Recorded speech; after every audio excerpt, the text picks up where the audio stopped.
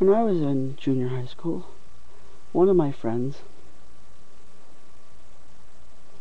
his parents both had been in the Nazi concentration camps. They had both been in Auschwitz. They had been teenagers at the time. By the end of the war, his father had actually escaped from Auschwitz, and his mother, he was 19 and climbed over a fence. And I'm sure it was a very tall fence, and I'm sure it was a very dangerous fence with barbs on it, but he escaped for his life. And the girl that later became his wife was there when American troops came into America came in to liberate the concentration camp. So she was there at the very end, and so then they met again later, I guess in the displacement camps or whatever it was. They met and they ended up getting married and had 2 children, and the younger one was a friend of mine. One of his grandmothers, I think his mother's mother, survived the war, but his other 3 grandparents were all killed in the concentration camps. So they weren't the only people in the town that I grew up in who had survived Nazi Germany. There were, I'm sure, several others. Not a great, huge amount of people, but there were enough so that a certain portion of the people that grew up in that town knew somebody whose parents had actually had to live through Nazi Germany and the Holocaust. And people in my town, a significant percentage of the people in town are Jewish and are concerned about this really rotten part of history, this very scary episode in history. Personally frightened of it because it directly concerns them that if they had that by the virtue of having been born, if they had simply been born a few decades earlier, they would have had to live through that just by virtue of being Jewish themselves. So they're very sensitive about that. Now the thing about Nazi Germany, the thing about the Nazis is they were overambitious. The Nazis were incredibly powerful, considering the relative size of Germany compared to the rest of Europe and the rest of the world. The Nazis were incredibly successful. They managed to exert an incredible amount of power over Central and Western Europe. And the strange thing about it is that they just were so psychotically, arrogantly ambitious that they thought that there was no limits to their power. They thought that the Nazis thought that Germany was so powerful and so magically superior, being the master race and everything, that they could actually conquer the whole world, just like Pinky and the Brain. Pinky, very much similar, because the Brain, the Nazi ambition to take over the world is very, that's directly out of the Brain. And on the other side, the complete absurdity of the vanity and misassessment of their own actual strength, that they would think they were capable of actually taking over the world. Germany alone could stand against the world. That's kind of similar to the idiocy of Pinky. Narpff. Narpff, it sounds like a fucking German word if you just put a P in it. Narpff. Narpff. Or probably NA with 2 dots over it. NA dot 2 dots RPFF. Narpff. Narpff, Narpff. So that's the Germans, their insanity and an illusion of their own delusions of grandeur, that they could single-handedly take on the whole entire world and succeed. That relates to Pinky, and the notion that they had this ambition in the first place, that it was so important to take over the world and to keep trying every night until they succeed. That was also, that's like the ambition of the Nazi ideology, very much like the brain. So Pinky and the brain, Narpff. And Germany. So the thing is that if they hadn't been so absurdly, unrealistically ambitious that they thought single-handedly they could take over the world, if they had been realistic and said, look, realistically, we seem to be capable of dominating Central and Western Europe. We can dominate France and Spain and Italy and Greece and Poland and Czechoslovakia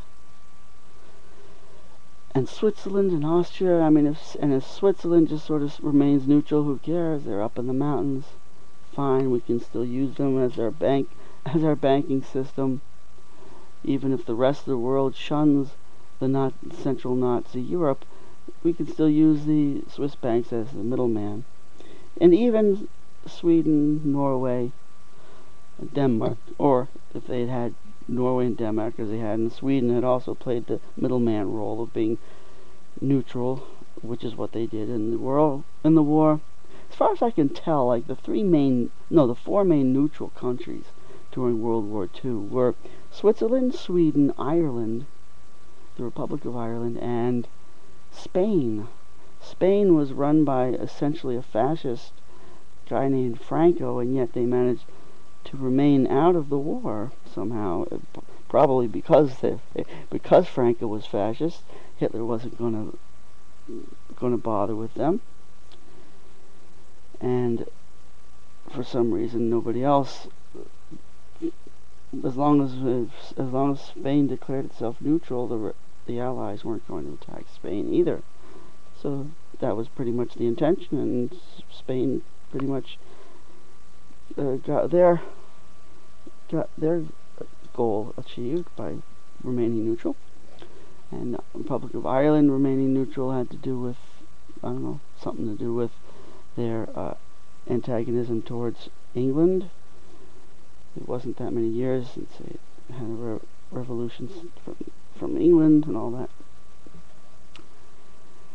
But the thing was, Germany apparently did have enough manpower, enough nerve to conquer Central and Western Europe, including France, including Netherlands, Belgium, Denmark, Norway, probably Iceland, maybe not.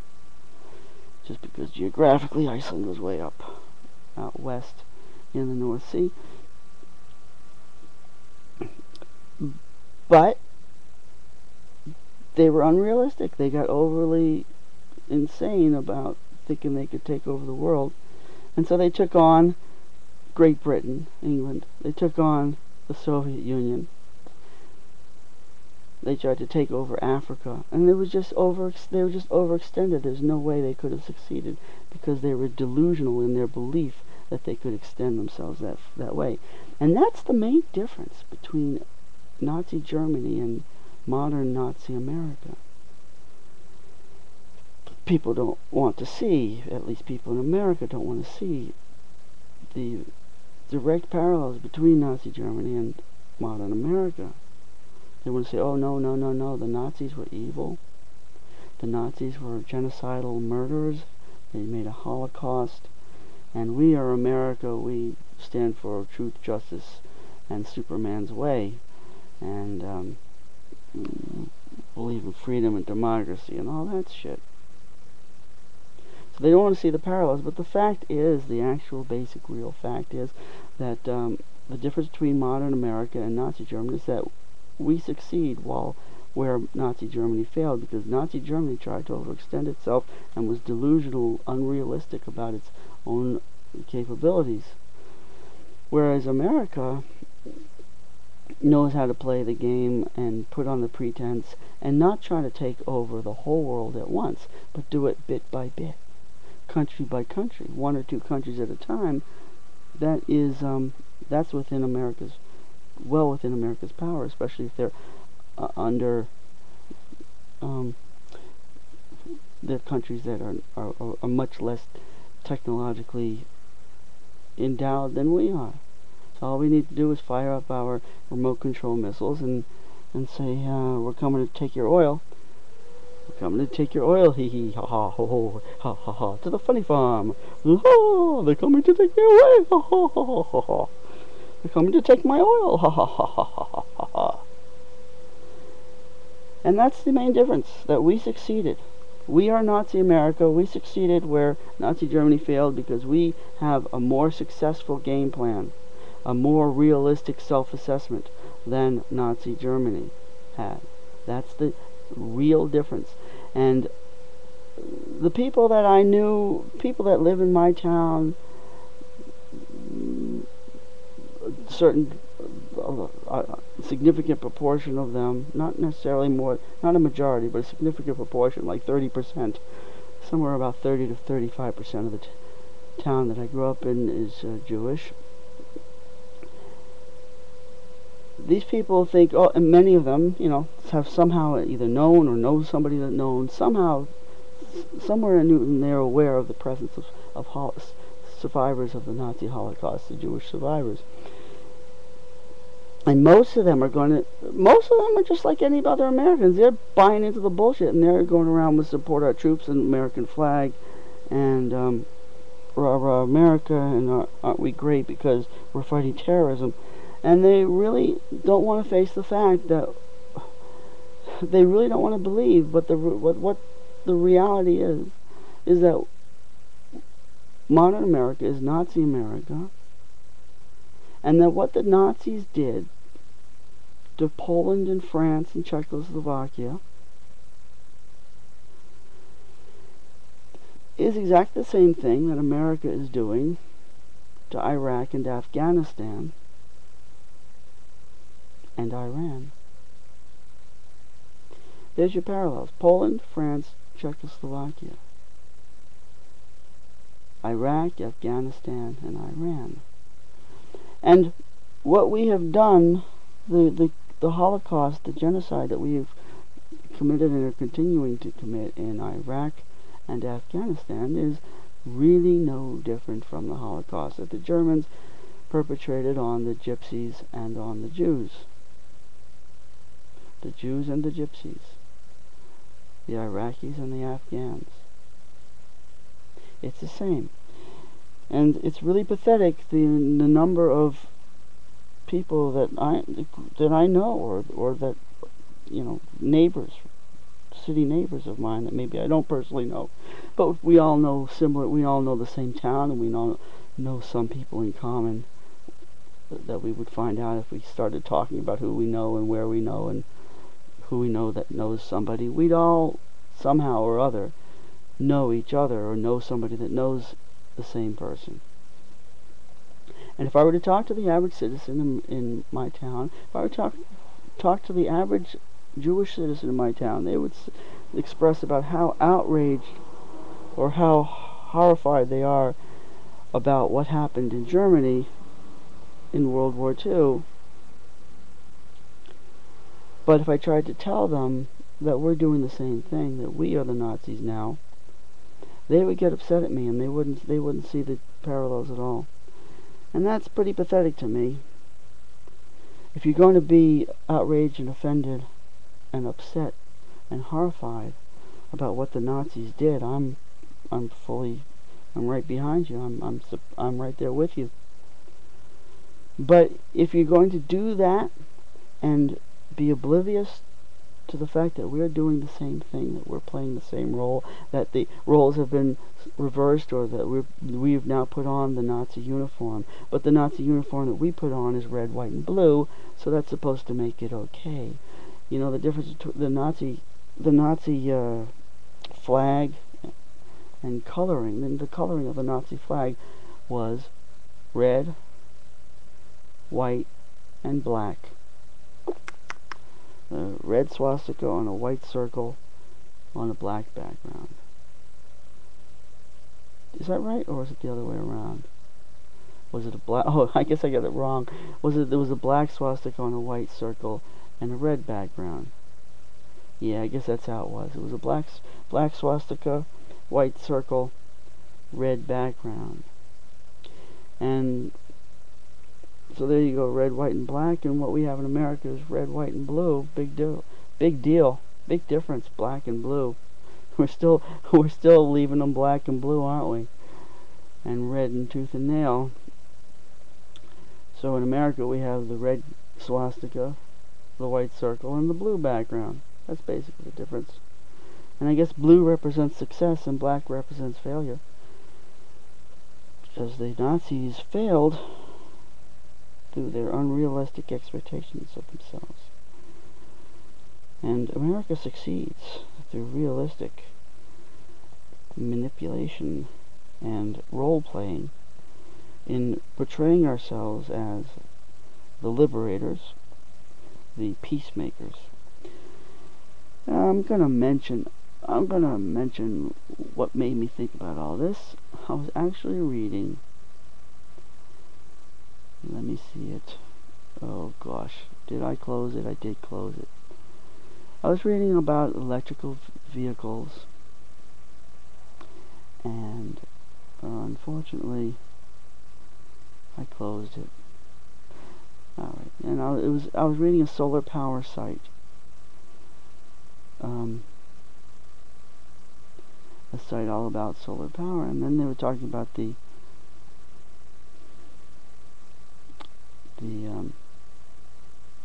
nuts. I closed the window. They were talking about the electric, solar powered motorcycles, and first of all, compared it the amount of power we were able to get from solar panels to the amount of power we're able to get from ethanol. That if you take an acre of land, the amount of corn that you can grow on that acre would produce about 300 gallons of ethanol. And that 300 gallons of ethanol at an average of 24 miles per gallon creates about 7,500 miles of transportation. If you were to use that to fuel one car, 300 gallons could take that car 7,500 miles. If the car got 24 miles to a gallon, 300 gallons of ethanol produced from 1 acre. Whereas it compared, it said if you had on that acre of land approximately 25% of it covered with solar photovoltaic cells, photovoltaic panels to generate electricity, and you measure the amount of electricity it takes to power an electric car, the amount of electricity that you would produce, at least in Arizona, on an acre of land, compared to the 7,500 miles of transportation you would get from producing ethanol on that acre, you would get enough electricity at their estimated amounts to power 500,000 miles of transportation by electric car. 500,000 miles. So even if you say that, well, those estimates are probably exaggerated, so even if you double the amount of transportation miles that you get from the ethanol, and if you were to cut the amount of estimated miles for the photovoltaic cells, cutting the 500,000 miles down into half would still be 250,000, 250,000 transportation miles with an electric car produced by photovoltaic cells, compared to 15,000 miles if we double that estimate of the 300 gallons of ethanol per acre. So you still end up with 15,000 miles of transportation compared to 250, and it's still well over 10 times. You get 10 times as much travel from the photovoltaic cells as you do by producing corn to create ethanol. And on top of that, you think about it. Think about, here's an acre of corn being used just to fuel automobiles, and you think of all the starving people in the world that we're supposed to be so charitably concerned about. Oh, those poor starving people. Oh, save the children. Oh, take a photo. Find one that's particularly emaciated, looking with great big bug eyes, and take a photograph of them looking pleadingly into the camera, and then try to make us all feel guilty that we should give money to feed these starving children in foreign countries because we saw this photograph, this heart-rending photograph. And yet we're expected to be willing to take a gallon, an acre's worth of corn, and turn it into transportation fuel rather than food for people who are starving. So there you go. There's my little rant about Nazi America and the hypocrisy of people claiming that they are so outraged about the Nazis, and yet not wanting to face the fact that we are the Nazis. We are the Nazis. You are living in Nazi Germany, but it's not Nazi Germany, it's Nazi America.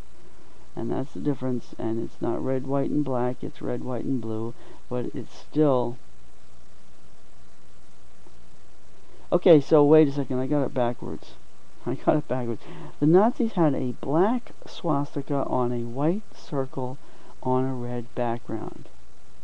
That's what they had. So what we have is a blue swastika on a white circle on a red background. That's it. The American red swastika... No, wrong. Shit, fuck.